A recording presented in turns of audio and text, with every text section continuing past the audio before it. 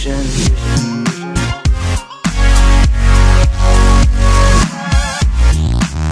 Boa tarde a todos, boa tarde a todas. Sejam muito bem-vindos e muito bem-vindas a mais uma aula, a mais um momento interativo, a mais uma oficina de matemática. É com muita alegria que eu recebo e acolho a cada um de vocês.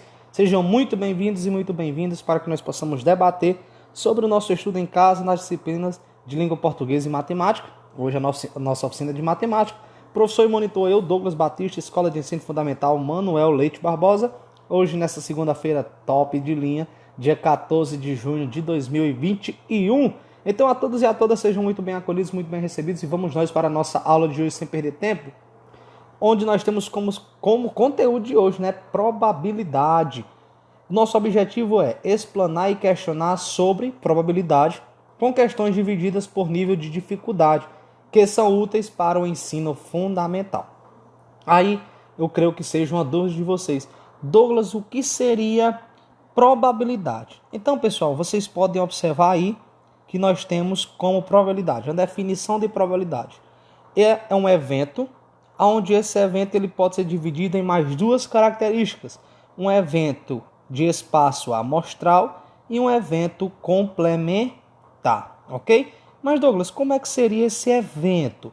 Então, pessoal, o evento, como vocês podem observar acima do nome probabilidade, um desses possíveis resultados. Essa é a fórmula normal que a gente utiliza na probabilidade. P, que é a probabilidade, é igual ao número de casos favoráveis dividido pelo número de casos possíveis.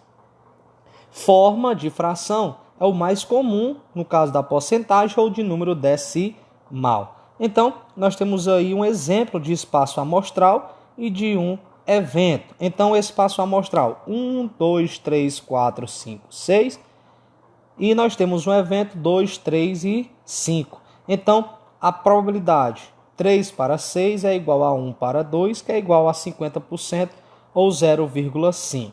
Então, nós temos aí do espaço amostral, onde nós temos esse símbolozinho aí como se fosse uma esfera, como se fosse uma ferradura de cavalo.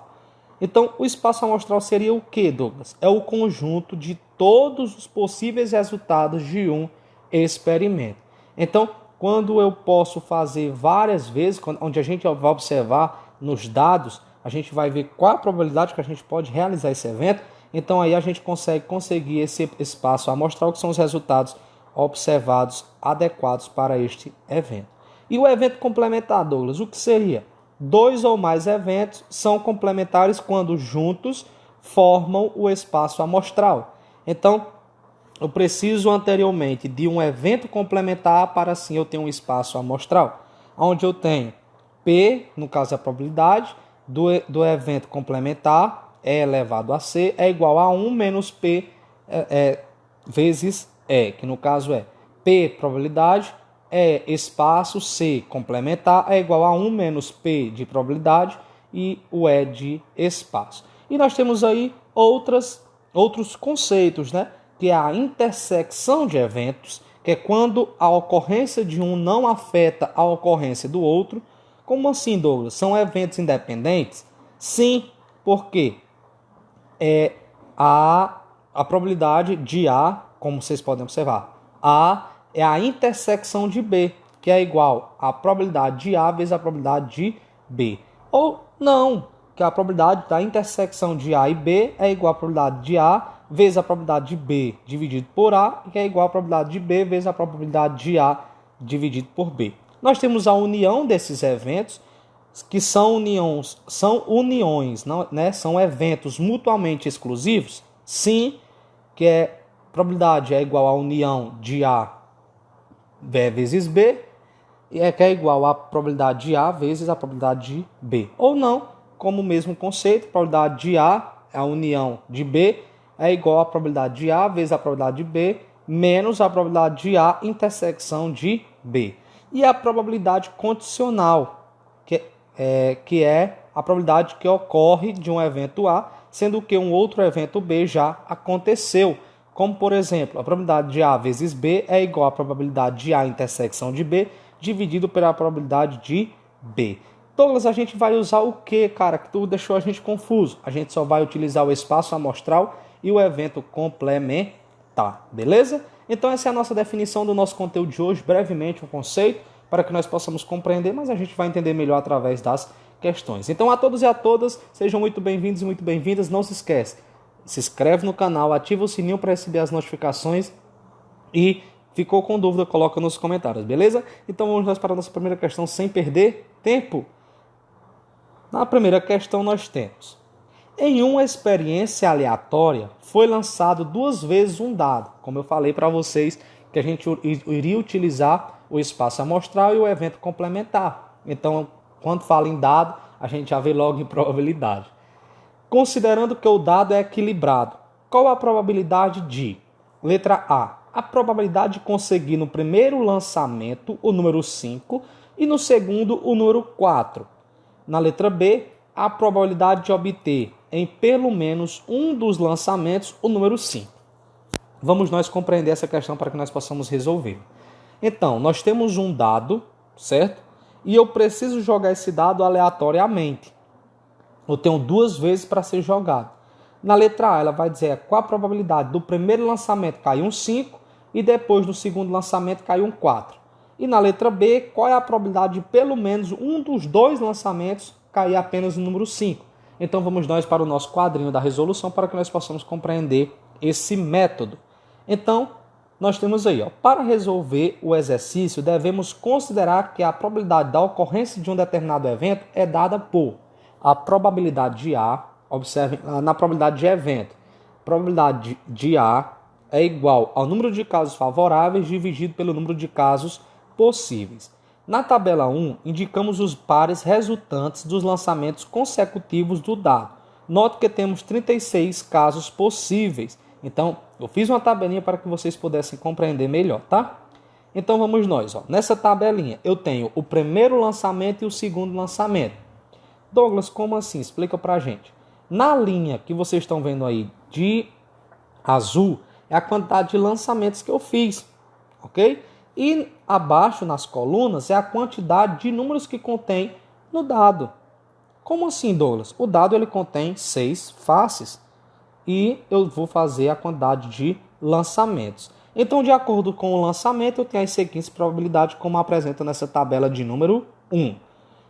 Então, a resposta da letra A. Na tabela 1, observamos que existe apenas um resultado que cumpre a condição indicada 5 sobre 5 e 4, que no caso é o primeiro lançamento que tem que cair o número 5 e o segundo lançamento o número 4.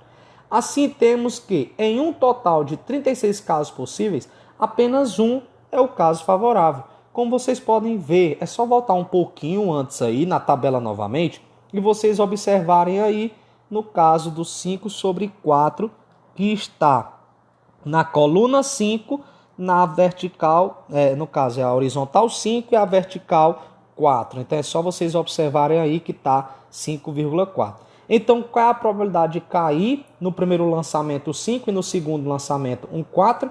Isso mesmo, 1 sobre 36. Eu tenho uma chance de 36 jogadas.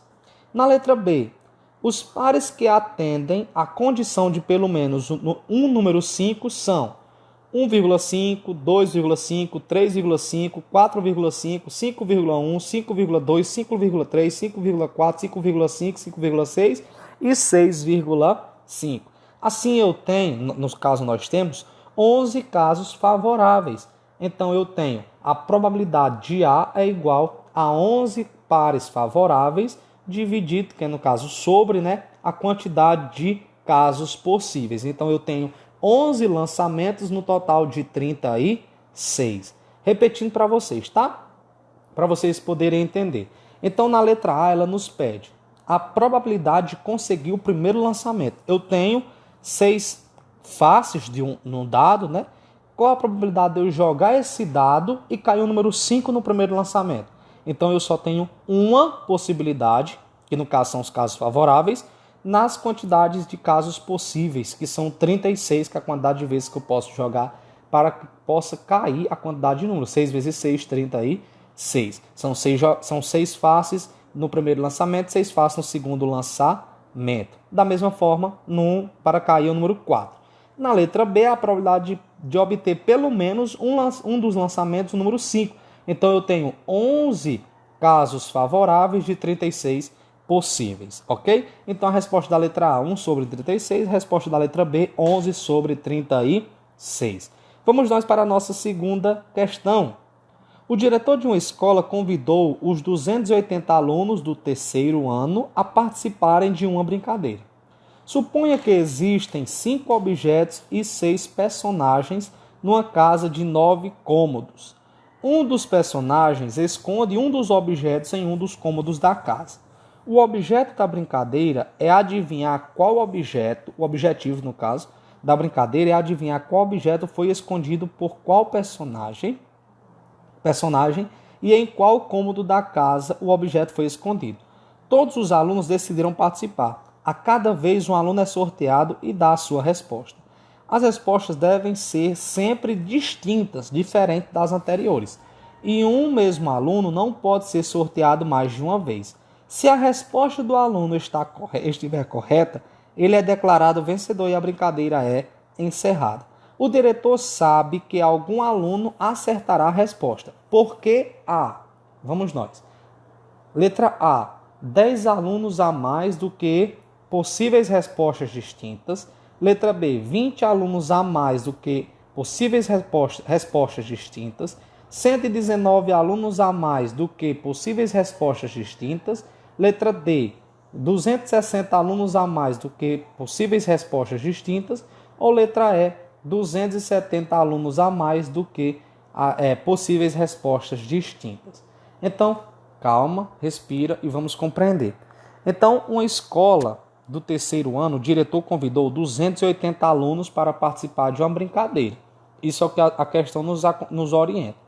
Nessa brincadeira, o objetivo dela é que os alunos consigam acertar o objeto e acertar o cômodo a qual alguma determinada pessoa escondeu um determinado objeto. Com isso, os alunos só poderão ser sorteados uma vez e apenas um conceito de resposta. As respostas não podem ser repetidas. E quando o aluno vencer, no caso ele acertar, o jogo dá-se por encerrado. Então vamos nós para a nossa tabela da resolução para que nós possamos compreender melhor. Então vamos nós. Qual é o primeiro passo? O primeiro passo é determinar o número total de possibilidades utilizando o princípio multiplicativo.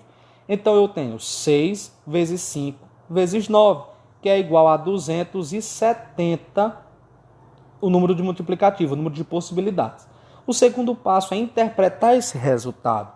Se cada aluno deve ter uma resposta e foram selecionados 280 alunos, entende-se que o diretor sabe que algum aluno acertará a resposta, porque há 10 alunos a mais do que a quantidade de respostas possíveis.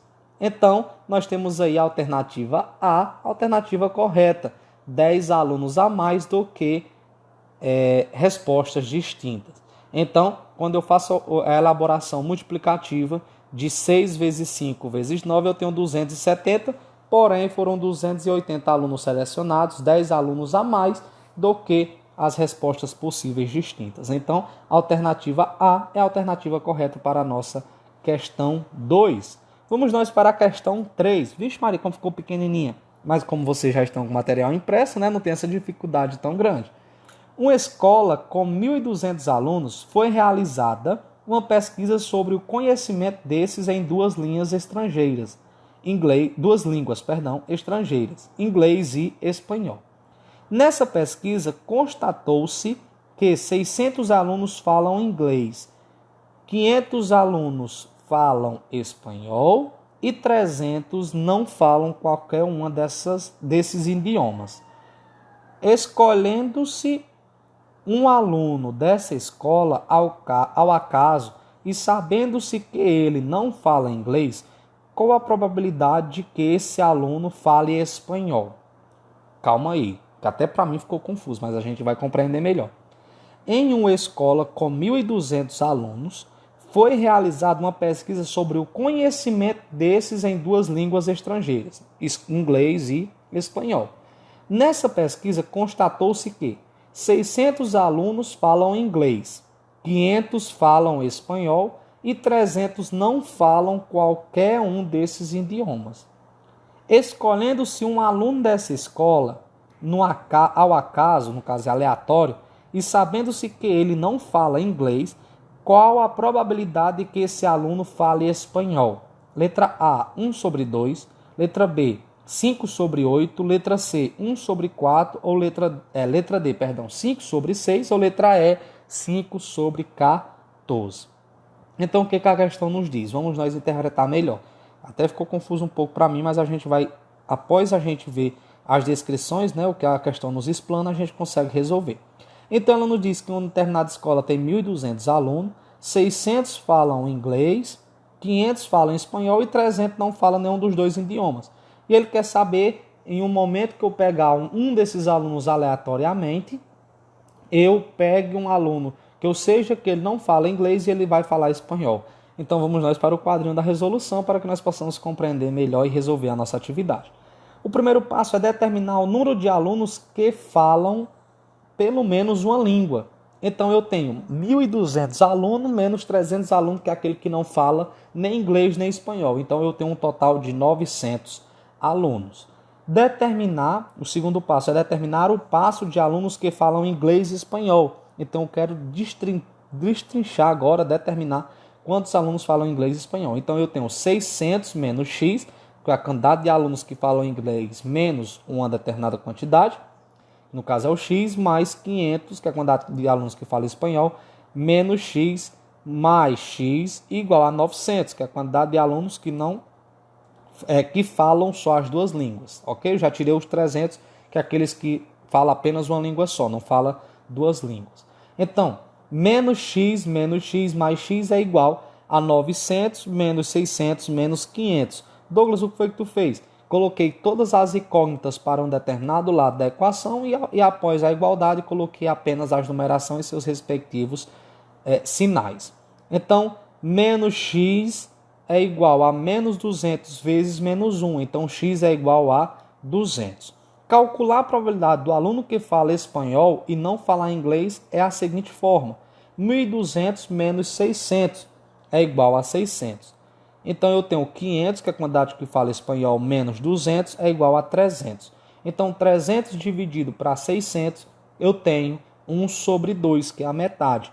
Então, a nossa alternativa correta é a alternativa A, 1 sobre 2. Um meio desses alunos é a chance de eu selecionar um determinado aluno que não fala inglês e ele fala apenas o espanhol.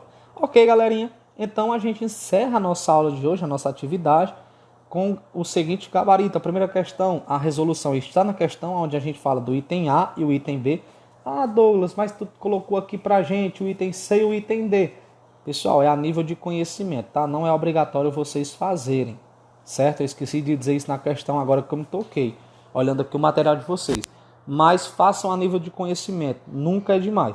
Douglas, é o mesmo raciocínio da questão 1, da letra A e letra B? É sim, é o mesmo raciocínio, apenas com números diferentes. Segunda questão alternativa é a letra A e terceira questão alternativa também é a letra A. Pessoal, trazendo aqui novamente que muitos alunos ficaram com dificuldade, muitos alunos não compreenderam. Eu tive que mandar no PV de aluno a aula, o link novamente, mas trazendo aqui para explicar para vocês. Ó.